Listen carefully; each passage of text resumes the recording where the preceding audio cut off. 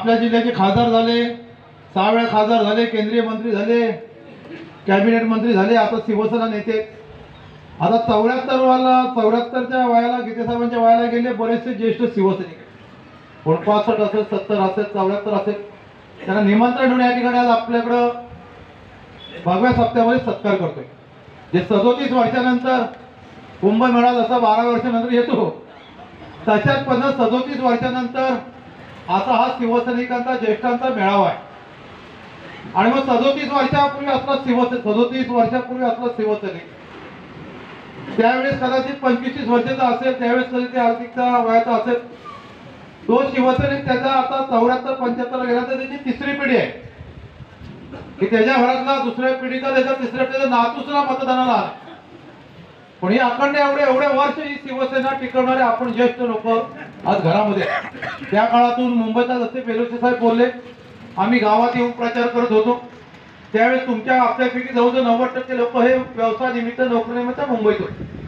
आता ती रिटायर झाल्यानंतर घराकडे आले. जी आता नवीन जी पिढी आली तो काळ जो बघितला नाही, ती लोक आता मुंबईत आहेत. आणि मग त्या काळामध्ये जी शिवसेना उभी राहिली तिचं फाउंडेशन मजबूत आहे. मी सुद्धा 1987 साली खेडमध्ये शिवसेनेचा भगवा सप्ताह होता. तर मी 87 साली माझं मतदार यादीत नाव नव्हतं आणि विभाग प्रमुख व्हायला पण माणसंच नव्हती. अनंत गीते आमचे संपर्क प्रमुख, मी आणि आमच्याकडे 2 जण होते. तिघा जणांना वाटे घातले गेले, त्याच्यातला मी विभाग प्रमुख. आणि मग मी 89ला सरपंच झालो. माझ्या संपूर्ण तालुक्यातील, खेड तालुक्यातील सगळ्यात मोठी ग्रामपंचायत तिथं सरपंच झालो, पंचायत समिती, जिल्हा परिषद झालो, नंतर आमदार झालो. आणि मग कठीण काळामध्ये 37 वर्षानंतर परत भगवा सप्ताह होतोय. या भगवा सप्त्यामध्ये ज्येष्ठ नागरिकांचा, ज्येष्ठ शिवसैनिकांचा सत्कार होत असताना मी आज आपला जिल्हा प्रमुख आहे आणि मग शिवसेनेची जबाबदारी घेत असताना आपल्या ज्येष्ठांची सगळ्यांची आठवण ठेवून आजचा हा सत्कार कार्यक्रम करावा असं आम्ही आपल्या पक्षाच्या वतीने केला. तो कार्यक्रम संतोष ढोळे आणि आपल्या सगळ्या तालुकाप्रमाणे जे कार्यकर्त्यांनी घराघरात तो पोहोचवला, मुंबईपासून गावापर्यंत शिवसैनिक. आता काय पुढे करायचंय? एकेकाळी तुम्ही या ठिकाणी युवक होता, 37 वर्षापूर्वी तुम्ही तरुण होता.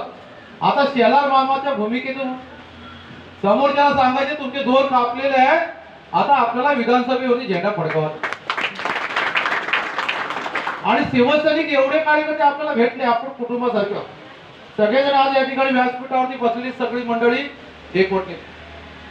आणि म्हणून एकवटलेली शिवसेना, उद्धव बाळासाहेब ठाकरेंची शिवसेना.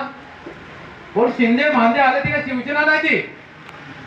ही फक्त नावापुरती एक निवडणूक होऊ दे. लोकसभेवरती एकनाथ शिंदेने सांगितलं होतं 13 पैकी 1 खासदाराला कमी झाला तर मी नांगर धरा नाही. आता नांगरावरी घडी पाहिजे असेल तर त्याला बोलून घ्या, शब्द पाठव का.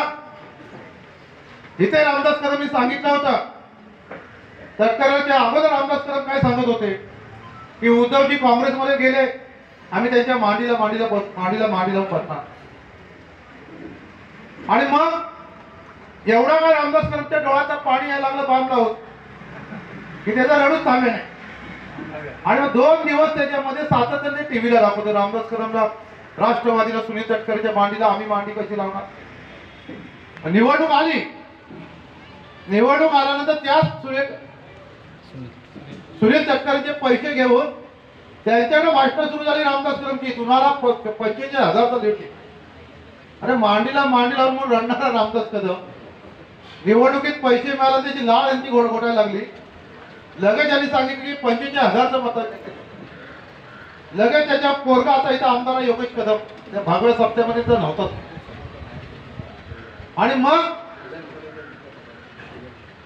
45,000चा मताधिक्य सांगणार रामदास कदम, पोरगा सांगायला लागला योगेश कदम. काय सांगायला लागलं? बाबा तेवढं काय होणार नाही, 45,000 आपला मिळणार नाही, परंतु 25,000च्या मध्ये 1 मत जर कमी आला तर योगेश कदम निवडणूक लढणार. मुख्यमंत्र्यांनी नांगरावरती गडी म्हणून काम करावं. योगेश कदमने त्याच्यामध्ये 25,000 काय झालं निर्णय?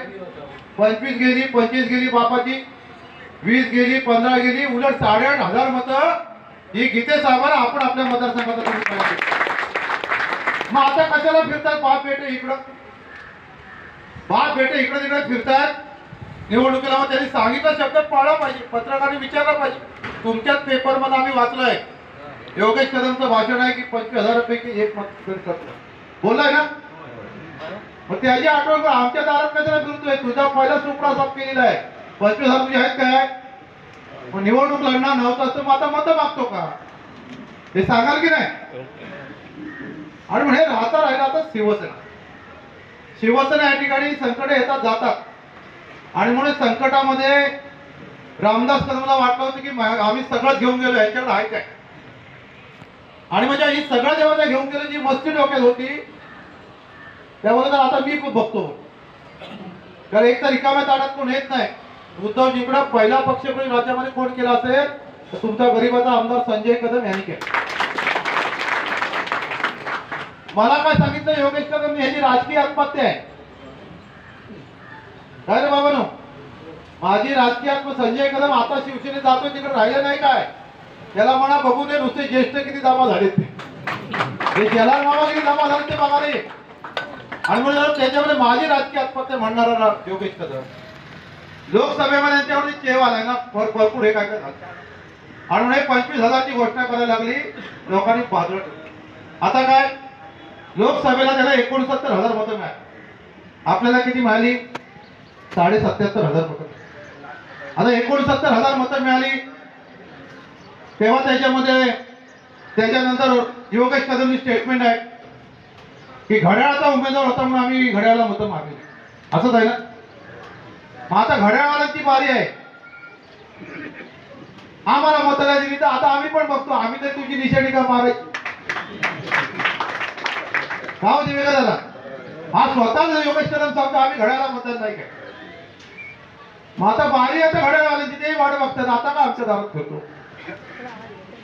भाजपचं आणि त्यांचं राज्यात